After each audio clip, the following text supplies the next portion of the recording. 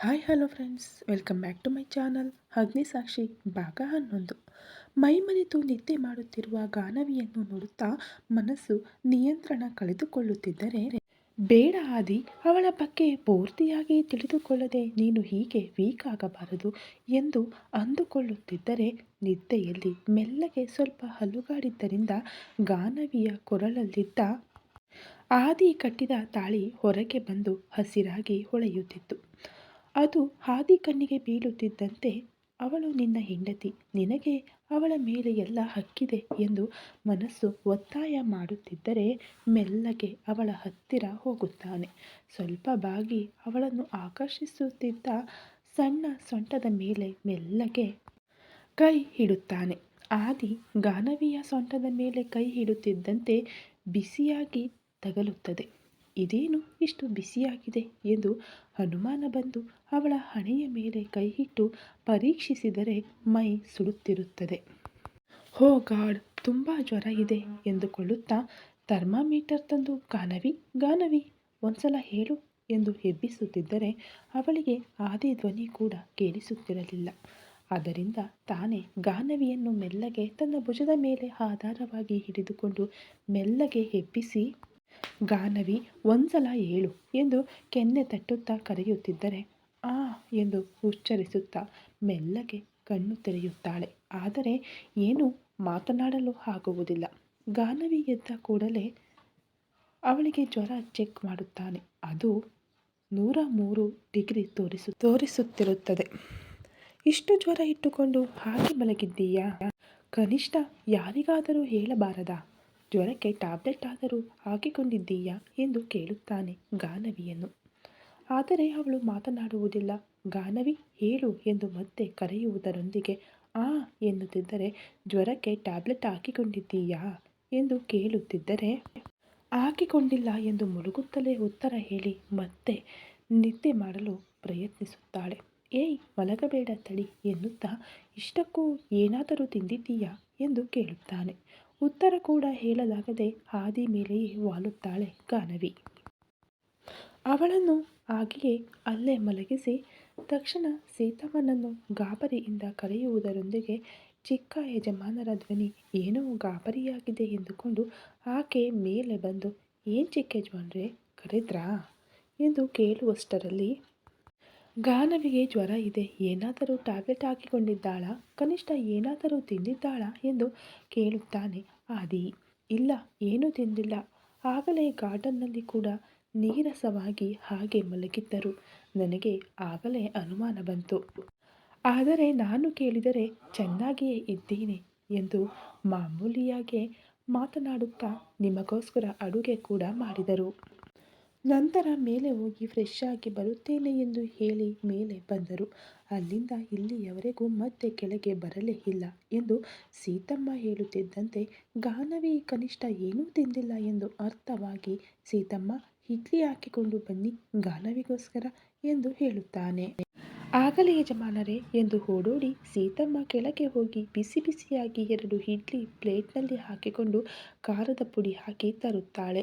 ಸೀತಮ್ಮನ ಹತ್ತಿರ ಆ ಪ್ಲೇಟ್ ತೆಗೆದುಕೊಂಡು 1 ಲೋಟ ಹಾಲು ತೆಗೆದುಕೊಂಡು ಬನ್ನಿ ಸೀತಮ್ಮ ಎನ್ನಲಾಗಿ ಅದನ್ನು ಕೂಡ ತಂದುಕೊಟ್ಟು, ಈಗ ಅವರಿಬ್ಬರ ಮಧ್ಯೆ ಇರುವುದು ಸರಿಯಲ್ಲ ಅನ್ನಿಸಿ ಸೀತಮ್ಮ ಕೆಳಗೆ ಹೋಗುತ್ತಾಳೆ. ತಾನೇ ಗಾನವಿಯನ್ನು ಎಬ್ಬಿಸಿ ಕೂರಿಸಿ ಅತಿ ಕಷ್ಟದ ಮೇಲೆ 1 ಇಡ್ಲಿ ತಿನ್ನಿಸಲು ನೋಡಿದರೆ ಒಂದನ್ನು ಕೂಡ ತಿನ್ನಲು ಆಗುವುದಿಲ್ಲ. ಸ್ವಲ್ಪ ಹಾಲು ಕುಡಿಸಿ ಮನೆಯಲ್ಲಿರುವ ಮೆಡಿಸಿನ್ ಬಾಕ್ಸ್ನಿಂದ ಜ್ವರದ ಟ್ಯಾಬ್ಲೆಟ್ ತೆಗೆದು ಗಾನವಿಗೆ ಹಾಕುತ್ತಾನೆ. ಮತ್ತೆ ಸೋಫಾದಲ್ಲೇ ಮುದುರಿಕೊಂಡು ಮಲಗಿರುವುದರಿಂದ ಪಾಪ ಅನ್ನಿಸಿ ಅವಳನ್ನು ಎತ್ತಿಕೊಂಡು ಹೋಗಿ ಬೆಡ್ ಮೇಲೆ ಒಂದು ಕಡೆ ಮಲಗಿಸುತ್ತಾನೆ. ತನಗೆ ತಿನ್ನಬೇಕು ಅನ್ನಿಸದಿದ್ದರೂ ಆಗಲೇ ಸೀತಮ್ಮ ಹೇಳಿದ್ದು ನೆನಪಾಗುತ್ತದೆ ಆದಿಗೆ. ತನಗೆ ಜ್ವರವಿದ್ದರೂ ಕೂಡ ಗಾನವಿ ಆದಿಗಾಗಿ ಅಡುಗೆ ಮಾಡಿದ್ದಾಳೆ ಎಂದು ತಿಳಿಯುತ್ತಿದ್ದಂತೆ, ತನ್ನ ಕೆಲಸಗಳೆಲ್ಲ ಮಾಡು ಎಂದಿದ್ದಕ್ಕೆ ಅಷ್ಟು ಜ್ವರದಲ್ಲೂ ತನಗೋಸ್ಕರ ಅಡಿಗೆ ಮಾಡಿದ್ದಾಳೆ ಎಂದು ಕೆಳಗೆ ಹೋಗುತ್ತಾನೆ. ಕೆಳಗೆ ಬಂದ ಆದಿಯನ್ನು ನೋಡಿ, ಚಿಕ್ಕ ಯಜಮಾನ್ರೆ ಬಡಿಸಲಾ ಎಂದು ಕೇಳುತ್ತಾಳೆ ಸೀತಮ್ಮ. ಆದಿ ಸರಿ ಎನ್ನಲಾಗಿ ಪ್ಲೇಟ್ ತಂದು ಗಾನವಿ ಮಾಡಿದ ರೋಟಿ ಪನ್ನೀರ್ ಪಲ್ಯ ಬಡಿಸುತ್ತಾಳೆ. ತುಂಬ ಚೆನ್ನಾಗಿ ಮಾಡುತ್ತಾಳೆ ಅವುಗಳನ್ನು ಕೂಡ ಗಾನವಿ. ಅವುಗಳ ರುಚಿ ಇಷ್ಟವಾಗಿ 1-2 ರೋಟಿ ತಿಂದ ಮೇಲೆ ಹೋಗುತ್ತಾನೆ. ತಾನು ಹೋಗುವಷ್ಟರಲ್ಲಿ ಟ್ಯಾಬ್ಲೆಟ್ ಎಫೆಕ್ಟ್ನಿಂದಾಗಿ ಮಂಪರಿನಲ್ಲಿ ನಿದ್ದೆ ಮಾಡುತ್ತಿರುತ್ತಾಳೆ ಗಾನವಿ. ಇತ್ತ ವಿದ್ಯಾಧರಪುರಂ ವೇದ ವೇದ ಎಂದು ಕರೆಯುತ್ತಾನೆ ಶ್ರೀನು. ಆ ಏನು ಎನ್ನುತ್ತಾಳೆ. ನನಗೆ ಸ್ವಲ್ಪ ಹಣ ಬೇಕು ಕೊಡೆ ಎಂದು ಕೇಳುತ್ತಾನೆ ಶ್ರೀನು. ಹಣನಾ? ಈಗ ನಿಮಗೇಕೆ ಹಣ? ಅಂದರೆ ಇಸ್ಪೀಟ್ ಆಡಿ ಅದರಲ್ಲಿ ಕಳೆದುಕೊಂಡೆ, ಸ್ವಲ್ಪ ಸಾಲ ಮಾಡಿಕೊಂಡಿದ್ದೇನೆ, ಅದನ್ನು ತೀರಿಸಲಿಕ್ಕೆ ಎಂದು ಹೇಳಿದರೆ ಕೆಡವಿ ಒದೆಯುತ್ತಾಳೆ ಎಂದು. ಅದೇ ನನ್ನ ಫ್ರೆಂಡ್ ರಾಜು ಇಲ್ವೇ? ಅವನಿಗೇನೋ ಅರ್ಜೆಂಟ್ ಅವಶ್ಯಕತೆ ಬಂತಂತೆ, ಹಣ ಬೇಕು ಅಂತ ಕೇಳಿದ, ಅದಕ್ಕೋಸ್ಕರ ಎಂದು ಕೇಳುತ್ತಿದ್ದೇನೆ. ಅವನಿಗೋಸ್ಕರ ಆದರೆ ನಾನೇಕೆ ಕೊಡಲಿ ಎನ್ನುತ್ತಾಳೆ ವೇದ. ಅದೇನೆ, ಎಷ್ಟಾದರೂ ಅವನ ನನ್ನ ಫ್ರೆಂಡ್ ಅಲ್ವಾ, ಅದಕ್ಕೆ. ಆ ಹಿರಿಯರು ಕೊಟ್ಟ ಹಣದಲ್ಲಿ 30 ಲಕ್ಷ ನನ್ನ ಸಾಲ ತೀರಿಸಿದೆ, ಇನ್ನೂ 20 ಲಕ್ಷ ಹಾಗೇ ಇದೆ ಅಲ್ವಾ, ನನಗೆ ಸ್ವಲ್ಪ ಕೊಡಬಹುದು ಅಲ್ವಾ ಎಂದು ಕೇಳುತ್ತಾನೆ ಶ್ರೀನು. ಯಾಕೆ ಮತ್ತೆ ಕುಡಿದು ಕುಡಿದು ಇಸ್ಪೀಟಾಡಿ ಕಳೆದುಕೊಳ್ಳುವುದಕ್ಕಾ? ಅದನ್ನು ನಾನು ಪ್ರತಾಪ್ ಭವಿಷ್ಯಕ್ಕಾಗಿ ಇಟ್ಟಿದ್ದೇನೆ. ನೀನು ಹೇಗೂ ಯಾವ ಕೆಲಸ ಮಾಡಲ್ಲ, ಅವನ ಮುಂದಿನ ಓದಿಗಾಗಿ ಬೇಕೆಂದು ನಾನು ಅದನ್ನು ಮುಚ್ಚಿಟ್ಟಿದ್ದೇನೆ ಎಂದು ಹೇಳುತ್ತಾಳೆ. ಅವನು ಮುಂದಿನ ಓದಲು ಇನ್ನೂ ತುಂಬ ಟೈಮ್ ಇದೆ ಅಲ್ವಾ, ಅಷ್ಟರಲ್ಲಿ ಸಂಪಾದಿಸಬಹುದು ಬಿಡು. ಈಗ ನನಗೆ ಸ್ವಲ್ಪ ಹಣ ಕೊಡಬಹುದು ಅಲ್ವಾ ಎಂದು ಕೇಳುತ್ತಾನೆ ಶ್ರೀನು. ಏನ್ರಿ ಈ ರಾತ್ರಿ ಹೊತ್ತು ನಿನ್ನ ಗೋಳಾಟ? ನಿನ್ನ ಫ್ರೆಂಡ್ ರಾಜುಗೆ ತಾನೇ ನಿಮಗೆ ಬೇಕಾಗಿರುವುದು? ಸರಿ, ಕೊಡುತ್ತೇನೆ ಎನ್ನಲು ಮೊದಲು ಖುಷಿ ಪಟ್ಟು ಬಿಡುತ್ತಾನೆ ಶ್ರೀನು. ನಾಳೆ ಅವನನ್ನು ಕರೆದುಕೊಂಡು ನನ್ನ ಹತ್ತಿರ ಬನ್ನಿ, ಸುಮ್ಮನೆ ಕೊಡಲ್ಲ, 10 ರೂಪಾಯಿ ಬಡ್ಡಿಗೆ ಕೊಡುತ್ತೇನೆ. ಅವನನ್ನು ಅವನ ಮನೆಯ ಪತ್ರಗಳನ್ನು ಅಥವಾ ಜಮೀನಿನ ಪತ್ರಗಳನ್ನು ಅಡಮಾನಕ್ಕಾಗಿ ತೆಗೆದುಕೊಂಡು ಬರಲು ಹೇಳಿ ಎನ್ನಲು ಏನೂ ಮಾತನಾಡಲ್ಲ ಶ್ರೀನು. ಹೆಂಡತಿಯ ಮಾತಿಗೆ ಶ್ರೀನುಗೆ ನೀರಸ ಬರುತ್ತದೆ. ಏನೂ ಮಾತನಾಡುತ್ತಿಲ್ಲ. 10 ರೂಪಾಯಿ ಬಡ್ಡಿಗೆ ಇಷ್ಟವಿದ್ದರೆ ನನ್ನ ಹತ್ತಿರ ಕರೆದುಕೊಂಡು ಬನ್ನಿ, ಇಲ್ಲದಿದ್ದರೆ ಮತ್ತೆ ನನ್ನ ಹತ್ತಿರ ಆ ವಿಷಯ ತರಬೇಡಿ ಎಂದು ಪಕ್ಕಕ್ಕೆ ತಿರುಗಿ ತನ್ನ ಪಾಡಿಗೆ ತಾನು ನಿದ್ದೆ ಮಾಡುತ್ತಾಳೆ. ಆರಾಮವಾಗಿ ಮಲಗಿದ ಹೆಂಡತಿಯನ್ನು ನೋಡುತ್ತಾ ಅವನ ಹತ್ತಿರ, ನಾನು ಇಸ್ಪೀಟ್ನಲ್ಲಿ ಸೋತು ಹೋದೆನೇ, ಹಣ ಕೊಡು ಅಂದರೆ ನನ್ನ ಹೆಂಡತಿಯ ಹತ್ತಿರ ಇದೆ, ನಾಳೆ ತೆಗೆದುಕೊಂಡು ಬಂದು ಕೊಡುತ್ತೇನೆ ಎಂದು ಹೇಳಿ ಜಂಬದಿಂದ ಹೇಳಿ ಬಂದೆ. ಈಗ ಅವನನ್ನು ಮನೆ ಪತ್ರಗಳನ್ನಾಗಲಿ ಜಮೀನು ಪತ್ರಗಳನ್ನಾಗಲಿ ತೆಗೆದುಕೊಂಡು ಬಾ ಅಂದರೆ ನನ್ನನ್ನು ಹೊಡೆದ ಜಾಗದಲ್ಲಿ ಹೊಡೆಯದೆ ಹೊಡೆಯುತ್ತಾನೆ. ಅವನಿಗೆ ಎಂಥದ್ದೇ ಪರಿಸ್ಥಿತಿಯಲ್ಲಿ ನಾಳೆ ಹಣ ಕೊಡುತ್ತೇನೆ ಎಂದು ಗಟ್ಟಿಯಾಗಿ ಹೇಳಿ ಬಂದಿದ್ದೇನೆ. ನಾಳೆ ಏನಾದರೂ ನಾನು ಅವನಿಗೆ ಹಣ ಕೊಡದಿದ್ದರೆ ಎಲ್ಲರ ಮುಂದೆ ನನ್ನ ಮರ್ಯಾದೆ ಕಳೆಯುತ್ತಾನೆ. ಹೇಗಾದರೂ ಸರಿ, ಅವಳು ಕೊಡದಿದ್ದರೂ ಮನೆಯಿಂದ ಆ ಹಣವನ್ನು ಕಳ್ಳತನದಿಂದಲಾದರೂ ಹೆಂಡತಿಗೆ ತಿಳಿಯದಂತೆ ತೆಗೆದುಕೊಂಡು ಹೋಗಬೇಕು ಎಂದುಕೊಳ್ಳುತ್ತಾನೆ ಶ್ರೀನು. ಅದಕ್ಕಾಗಿ ವೇದ ಗಾಢ ನಿದ್ರೆಗೆ ಯಾವಾಗ ಜಾರುತ್ತಾಳೋ ಎಂದು ನೋಡುತ್ತಾ ಇರುತ್ತಾನೆ.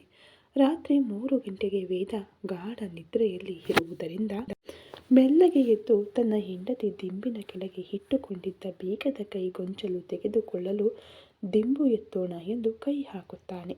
ಆಗಲೇ ಅತ್ತ ತಿರುಗಿ ಮಲಗಿದ ವೇದ ಇತ್ತ ಕಡೆ ತಿರುಗಿ ದಿಂಬು ಅಂದುಕೊಂಡು ಶ್ರೀನು ಕೈ ಮೇಲೆ ಕೈ ಹಾಕುತ್ತಾಳೆ. ವೇದ ತನ್ನ ಕೈ ಮೇಲೆ ಕೈ ಹಾಕುತ್ತಿದ್ದಂತೆ ಪ್ರಾಣ ಪಕ್ಷಿ ಹಾರಿ ಹೋದಂತಾಗುತ್ತದೆ ಶ್ರೀನುಗೆ. ಅವಳಿಗೆ ಏನೇ ಸಂಶಯ ಬಂದರೂ ಗಂಡ ಅಂತ ಕೂಡ ನೋಡದೆ ಹೊಡೆದ ಕಡೆ ಹೊಡೆಯದೆ ಹೊಡೆಯುತ್ತಾಳೆ. ಅವಳಿಗೆ ಈ ಲೋಕದಲ್ಲಿ ಯಾರೂ ಮುಖ್ಯ ಅಲ್ಲ, ಎಲ್ಲದಕ್ಕಿಂತ ಹಣವೇ ಮುಖ್ಯ.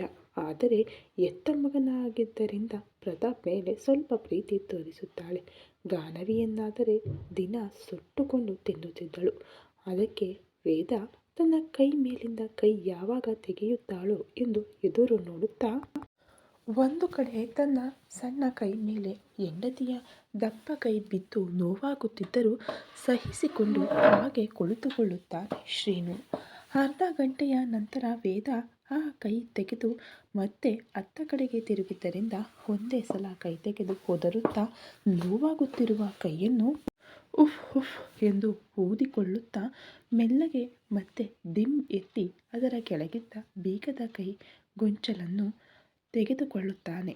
ಆ ಬೀಗದ ಕೈ ಗೊಂಚಲನ್ನು ನೋಡುತ್ತಿದ್ದಂತೆ ಎಲ್ಲಿಲ್ಲದ ಸಂತೋಷ ಬರುತ್ತದೆ ಶ್ರೀನು ಮುಖದಲ್ಲಿ. ತಕ್ಷಣ ಶಬ್ದ ಮಾಡದೆ ಬೀರು ಹತ್ತಿರ ಹೋಗುತ್ತಾನೆ.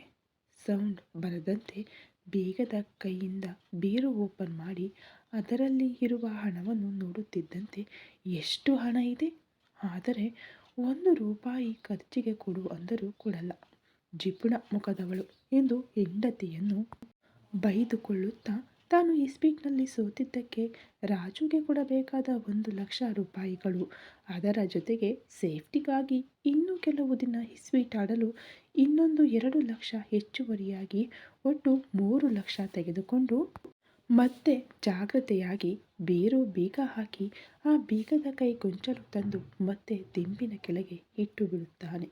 ಆ ಹಣ ನೋಡಿ ಹಿಗ್ಗುತ್ತಾ, ಅಮ್ಮಯ್ಯ, ಇನ್ನು 10-15 ದಿನಗಳವರೆಗೂ ನಾನು ಇಸ್ಪೀಟ್ ಆಡಿಕೊಳ್ಳಲು ನನಗೆ ಯಾವ ತೊಂದರೆಯೂ ಇರುವುದಿಲ್ಲ. ಲೇ ರಾಜು, 4 ದಿನಗಳಿಂದ ನನ್ನನ್ನು ಸೋಲಿಸಿ ನನ್ನ ಹತ್ತಿರ ಲಕ್ಷ ಒಡೆದೆ ಅಲ್ವಾ? ನಾಳೆಯಿಂದ ನನ್ನ ಆಟ ತೋರಿಸ್ತೀನಿ ನೋಡು. ಈ ಹಣ ಇಟ್ಟು ನಾನು ಸೋತಿದ್ದಕ್ಕೆ 2ರಷ್ಟು ನಿನ್ನಿಂದ ವಸೂಲಿ ಮಾಡದಿದ್ದರೆ ನಾನು ಶ್ರೀನುನೇ ಅಲ್ಲ ಎಂದು ಒಂದು ಶಪಥ ಮಾಡಿಕೊಂಡು ಆ ಹಣವನ್ನು ಜಾಗ್ರತೆಯಾಗಿ ಯಾರ ಕಣ್ಣಿಗೂ ಬೀಳದಂತೆ ತನ್ನ ಬಟ್ಟೆ ಪೆಟ್ಟಿಗೆಯಲ್ಲಿ ಬಚ್ಚಿಟ್ಟುಕೊಂಡು ಹೆಂಡತಿಯ ಪಕ್ಕಕ್ಕೆ ಬಂದು ಏನೂ ಅರಿಯದವನಂತೆ ಮತ್ತೆ ಮಲಗುತ್ತಾನೆ. ಶ್ರೀನು ಹಣ ಕಳ್ಳತನ ಮಾಡಿದ್ದಾನೆ ಎಂದು ತಿಳಿಯದ ವೇದ ಮಂಪರಿನಲ್ಲಿ ನಿದ್ದೆ ಮಾಡುತ್ತಿರುತ್ತಾಳೆ. ಕೆಳಗೆ ಬಂದ ಆದಿಯನ್ನು ನೋಡಿ, ಚಿಕ್ಕ ಯಜಮಾನ್ರೆ ಬಡಿಸಲಾ ಎಂದು ಕೇಳುತ್ತಾಳೆ ಸೀತಮ್ಮ. ಆದಿ ಸರಿ ಎನ್ನಲಾಗಿ ಪ್ಲೇಟ್ ತಂದು ಗಾನವಿ ಮಾಡಿದ ರೋಟಿ ಪನ್ನೀರ್ ಪಲ್ಯ ಬಡಿಸುತ್ತಾಳೆ. ತುಂಬ ಚೆನ್ನಾಗಿ ಮಾಡಿರುತ್ತಾಳೆ ಅವುಗಳನ್ನು ಕೂಡ. ಅವುಗಳ ರುಚಿ ಇಷ್ಟವಾಗಿ 1-2 ರೋಟಿ ತಿಂದು ಮೇಲೆ ಹೋಗುತ್ತಾನೆ. ತಾನು ಹೋಗುವಷ್ಟರಲ್ಲಿ ಟ್ಯಾಬ್ಲೆಟ್ ಎಫೆಕ್ಟ್ನಿಂದಾಗಿ ಮಂಪರಿನಲ್ಲಿ ನಿದ್ದೆ ಮಾಡುತ್ತಿರುತ್ತಾಳೆ ಗಾನವಿ.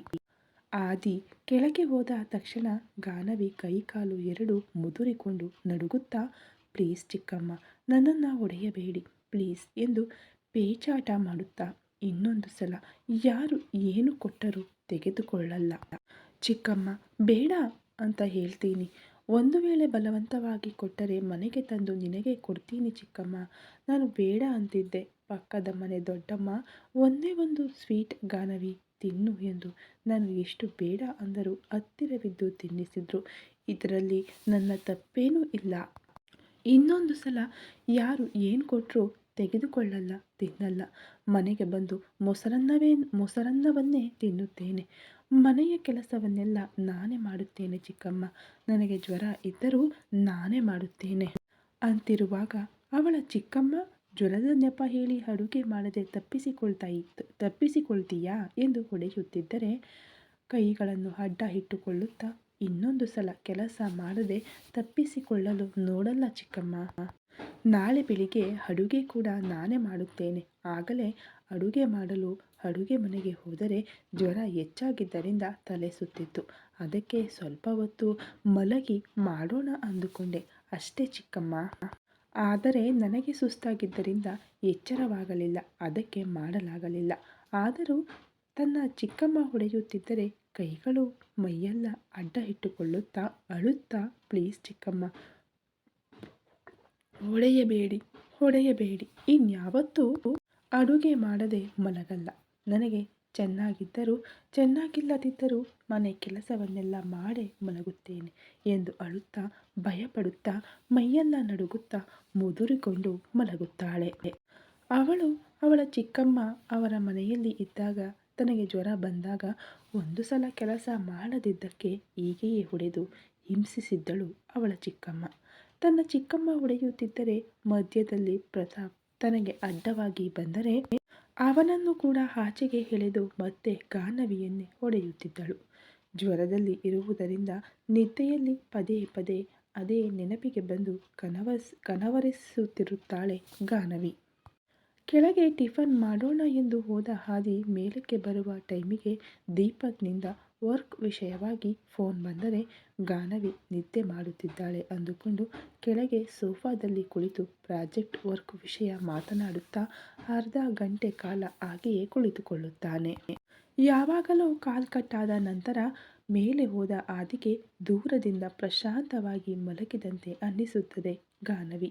ಹತ್ತಿರ ಹೋಗಿ ನೋಡಿದಾಗ ಗಾನವಿ ಅವಳ ಚಿಕ್ಕಮ್ಮ ಮಾಡಿದ್ದನ್ನು ನೆನಪಿಸಿಕೊಳ್ಳುತ್ತಾ ನಡುಗುತ್ತಿರುತ್ತಾಳೆ. ಗಾನವಿ ನಡುಗುವುದನ್ನು ನೋಡಿ ಚಳಿಯಾಗಿದೆಯೋ ಏನೋ ಅಂದುಕೊಂಡು ಒಂದು ದಪ್ಪನೆಯ ಬ್ಲ್ಯಾಂಕೆಟ್ ತೆಗೆದು ಅವಳಿಗೆ ಹೊದಿಸಿ ಬೆಡ್ನ ಆ ಕಡೆ ಹೋಗಿ ಮಲಗುತ್ತಾನೆ. ಆದಿ ಬ್ಲ್ಯಾಂಕೆಟ್ ಹೊದಿಸಿದ ಕೂಡಲೇ ಅದನ್ನು ಸುರುಳಿಕೊಂಡು ಮೆಲ್ಲಗೆ ನಿದ್ದೆಗೆ ಜಾರುತ್ತಾಳೆ ಗಾನವಿ. ಆದರೆ ಆದಿ ಏನಾದರೂ ಒಂದು 10 ನಿಮಿಷ ಮುಂಚೆ ರೂಮ್ಗೆ ಬರ್ತಿದ್ದರೆ ಗಾನವಿ ಎಂತಹ ಪರಿಸ್ಥಿತಿಯಲ್ಲಿ ಬೆಳೆದಳೋ, ತನ್ನ ಚಿಕ್ಕಮ್ಮ ತನ್ನನ್ನು ಹೇಗೆ ನೋಡಿಕೊಂಡಳೋ ಅವಳ ಕನವರಿಕೆಯಲ್ಲಿ ತಿಳಿದುಕೊಳ್ಳಬಹುದಿತ್ತು. ಆದರೆ ಅಷ್ಟರಲ್ಲಿ ಗಾನವಿ ಅವಳ ಚಿಕ್ಕಮ್ಮನನ್ನು ನೆನಪಿಸಿಕೊಂಡು ನಡುಗುತ್ತಾ ನಿದ್ದೆ ಮಾಡಲು ಟ್ರೈ ಮಾಡುತ್ತಾಳೆ. ನಿದ್ದೆ ಮಾಡುತ್ತಿರುವ ಗಾನವಿಯನ್ನು ನೋಡಿ ಬೆಡ್ನ ಇನ್ನೊಂದು ಕಡೆ ಹೋಗಿ ಮಲಗಿ ಗಾನವಿಯನ್ನೇ ನೋಡುತ್ತಾ AC ಟೆಂಪರೇಚರ್ ಅಡ್ಜಸ್ಟ್ ಮಾಡುತ್ತಾ, ಹಾಂ, ನಿನ್ನ ಕೆಲಸ ಚೆನ್ನಾಗಿದೆ. ನಿನ್ನನ್ನು ನನ್ನ ಕೆಲಸಗಳನ್ನು ಮಾಡು ಎಂದು ನಿನಗೆ ಹೇಳಿದರೆ ನೀನೇನೋ ನನ್ನ ಕೈಯಲ್ಲಿ ನಿನ್ನ ಕೆಲಸಗಳನ್ನು ಮಾಡಿಸುತ್ತಿದ್ದೀಯ ಎಂದು ಅಂದುಕೊಳ್ಳುತ್ತಾ ಗಾನವಿಯನ್ನೇ ನೋಡುತ್ತಾ ಆದಿ ಕೂಡ ನಿದ್ದೆಗೆ ಜಾರುತ್ತಾನೆ. ವಿದ್ಯಾಧರಪುರಂ. ರಾತ್ರಿ ಹಣ ಹೊಡೆದ ಖುಷಿಯಲ್ಲಿ ಆರಾಮವಾಗಿ ನಿದ್ದೆಯಲ್ಲಿ ಹೇಳುತ್ತಾನೆ ಶ್ರೀನು. ಹೆಂಡತಿ ಎಲ್ಲಿದ್ದಾಳೋ ಎಂದು ನೋಡಿದ ಶ್ರೀನುಗೆ ಹಾಲಿನಲ್ಲಿ TV ನೋಡುತ್ತಾ ಏನೋ ತಿನ್ನುತ್ತಾ ಕಾಣಿಸುತ್ತಿರುತ್ತಾಳೆ ವೇದ. ವೇದ, ಏನು ಮಾಡ್ತಾ ಇದ್ದೀಯಾ ಎಂದು ಹಲ್ಲು ಕಿರಿಯುತ್ತಾ ಹೊರಗೆ ಬರುತ್ತಾನೆ. ಏನ್ರಿ, ಇಲ್ಲಿಯವರೆಗೂ ನಿದ್ದೆಯಿಂದ ಹೇಳದೆ ಇದ್ದರೆ ಮನೆಯಲ್ಲಿ ಕೆಲಸ ಯಾರು ಮಾಡುತ್ತಾರೆ ಎಂದು ವೇದ ಅನ್ನಲಾಗಿ, ಮನೆ ಕೆಲಸ ಅಂದರೆ ಏನು ವೇದ ಅನ್ನುತ್ತಾನೆ. ಇವತ್ತಿನಿಂದ ಮನೆಯಲ್ಲಿ ಕೆಲವು ಕೆಲಸಗಳನ್ನು ನೀವು ಕೂಡ ಮಾಡಬೇಕು. ಇಲ್ಲದಿದ್ದರೆ ನಿಮಗೆ ಊಟ ಕೂಡ ಹಾಕಲ್ಲ, ಅರ್ಥ ಆಯ್ತಾ ಎಂದು ವಾರ್ನಿಂಗ್ ಕೊಡುತ್ತಿದ್ದರೆ ಇವಳ ಹತ್ತಿರ ಯಾಕೆ ಜಗಳ? ಗಂಡ ಅಲ್ವಾ, ಅದಕ್ಕೆ ಏನೋ ಚಿಕ್ಕ ಪುಟ್ಟ ಕೆಲಸ ಹೇಳುತ್ತಾಳೆ. ಅವೇನೋ ಬೇಗ ಮಾಡುವೆ, ಅರ್ಜೆಂಟಾಗಿ ನಾನು ಇಸ್ಪೀಟ್ ಆಡಲು ಹೋಗಬೇಕು. ಇಲ್ಲದಿದ್ದರೆ ಆ ರಾಜು ಹಣಕ್ಕಾಗಿ ಡೈರೆಕ್ಟಾಗಿ ಮನೆಗೆ ಬರುತ್ತಾನೆ. ಇವಳ ಮುಂದೆ ಏನಾದರೂ ಬಂದು ನನ್ನನ್ನು ಹಣ ಕೇಳಿದರೆ ಇವಳು ಎಲ್ಲ ಪುರಾಣ ತೆಗೆಯುತ್ತಾಳೆ. ಆಗ ಅವನು ನಾನು ಇಸ್ಪೀಟ್ನಲ್ಲಿ ಅವನಿಗೆ ಆ ಹಣ ಸಾಲಕ್ಕೆ ಬಿದ್ದಿದ್ದೇನೆ ಎಂದು ಹೇಳಿದರೆ ಸ್ವಲ್ಪ ಕೂಡ ಕರುಣೆ ತೋರಿಸದೆ, ಗಂಡ ಎಂದು ಕೂಡ ನೋಡದೆ ನನ್ನನ್ನು ಆ ಕಂಬಕ್ಕೆ ನೇತು ಹಾಕುತ್ತಾಳೆ.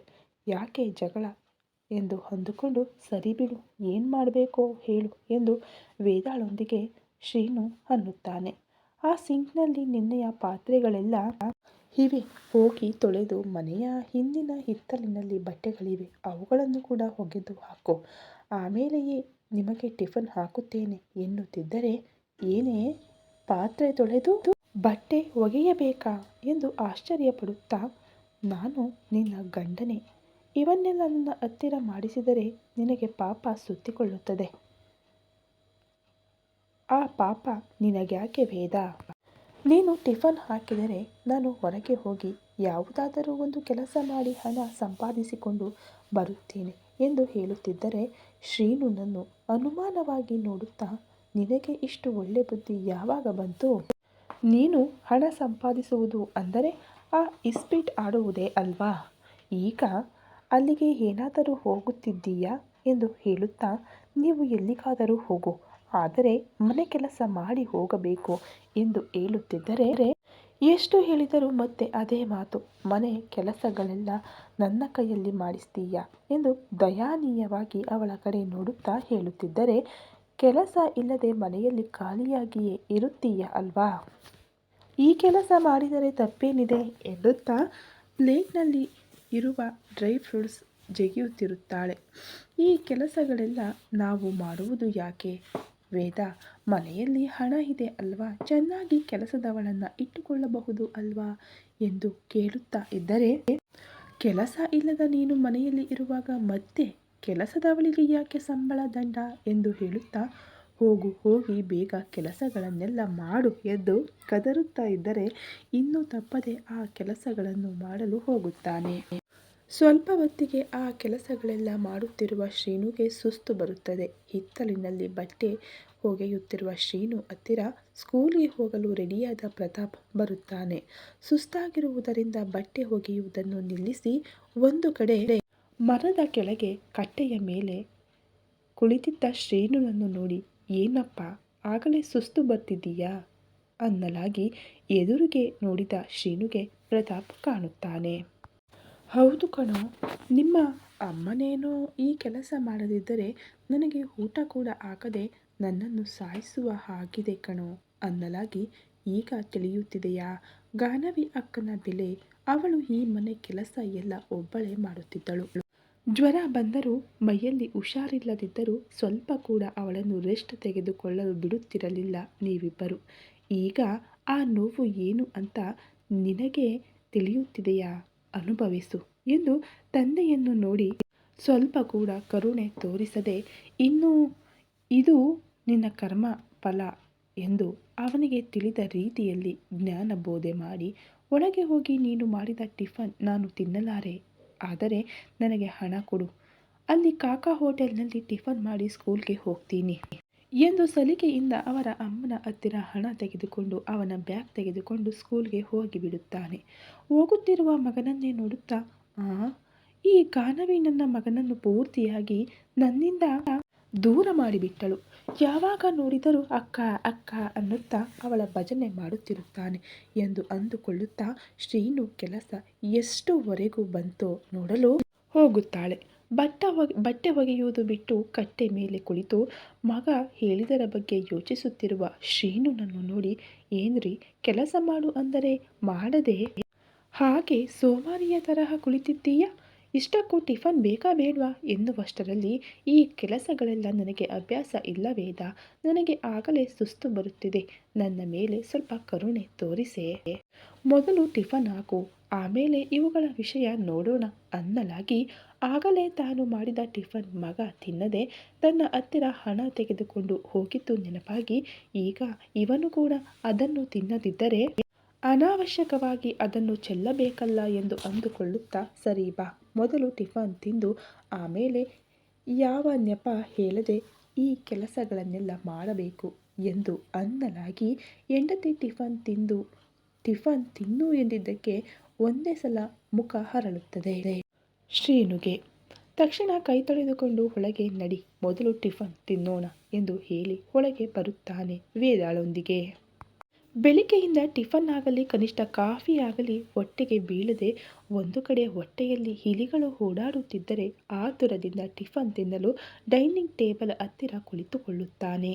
ಹಾಕು ವೇದ ಹಾಕು ಅನ್ನುತ್ತಾ ಆತುರದಿಂದ ಡೈನಿಂಗ್ ಟೇಬಲ್ ಮುಂದೆ ಕುಳಿತ ಶ್ರೀನು ಮುಂದೆ ಪ್ಲೇಟ್ನಲ್ಲಿ ಕಲ್ಲುಗಳಂತಹ ಇಡ್ಲಿಗಳು ದರ್ಶನ ಕೊಡುವಷ್ಟರಲ್ಲಿ, ಏನೇ ಇವು ಇಡ್ಲಿಗಳ ಅಥವಾ ಕಲ್ಲುಗಳ ಎಂದು ಕೇಳುತ್ತಾನೆ ವೇದಾಳನ್ನು. ಆ ಪ್ರಶ್ನೆಗೆ ಹುರುಮಿ ನೋಡುತ್ತಾಳೆ ಗಂಡನನ್ನು ವೇದ. ಆ ನೋಟಕ್ಕೆ ಭಯಪಡುತ್ತಾನೆ ಶ್ರೀನು. ಆಗಲೇ ಮಗ ಹೇಳಿದ ಕರ್ಮಫಲ ಅನ್ನೋ ಮಾತು ನೆನಪಾಗಿ ಗಾನವಿ ಎಷ್ಟು ರುಚಿಯಾಗಿ ಅಡುಗೆ ಮಾಡುತ್ತಿದ್ದಳು.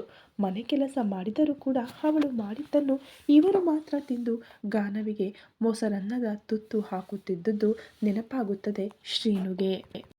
ಅಷ್ಟರಲ್ಲಿ ವೇದ ಶ್ರೀನುನನ್ನು ನೋಡಿ, ಇಷ್ಟರವರೆಗೆ ಹಸಿವು ಎಂದು ಗೋಳಾಡಿ ತಿನ್ನದೆ ಏನು ಯೋಚಿಸ್ತಾ ಇದ್ದೀಯಾ, ಮೊದಲು ತಿನ್ನು ಎಂದು ಗದರುವುದರಿಂದ ಇನ್ನು ತಪ್ಪದೆ ಅತಿ ಕಷ್ಟದ ಮೇಲೆ ಆ ಕಲ್ಲುಗಳಂತಹ ಇಡ್ಲಿಗಳನ್ನು ತಿಂದು ಸ್ಟ್ರಾಂಗ್ ಆಗಿದ್ದ 2 ಹಲ್ಲುಗಳು ಉದುರುವ ಸ್ಟೇಜ್ಗೆ ತಂದುಕೊಳ್ಳುತ್ತಾನೆ ಶ್ರೀನು.